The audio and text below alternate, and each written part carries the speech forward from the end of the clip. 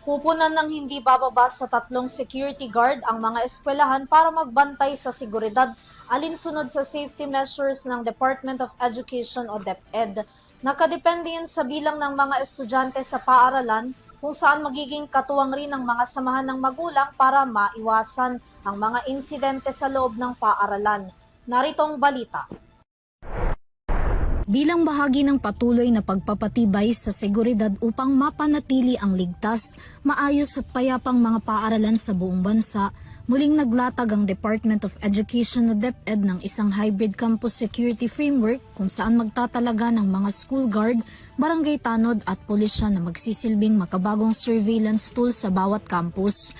Sa ilalim nito, ang mga paaralang may 500 hanggang 1,000 estudyante ay bibigyan ng tig-iisang security guard na may kasamang barangay tanod at parent-teacher associations o PTA na magbabantay sa mga pintuan ng paaralan tuwing pasukan at uwian.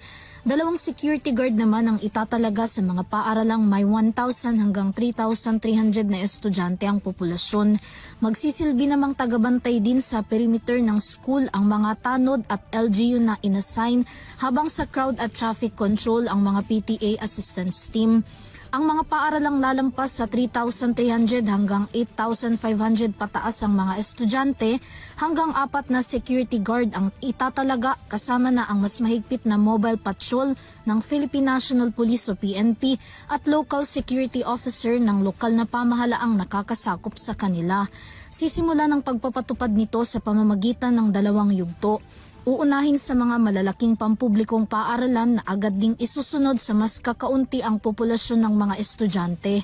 Bukod sa hakbang na ito, binigyan din ng DepEd ang kahalagahan ng mga closed-circuit television o karagdagang mga CCTVs, mas maraming ilaw sa paligid ng eskwelahan, access control system at scanner. Para sa EuroTV News, Vanessa Cleofas, sumasaludo sa bawat Pilipino.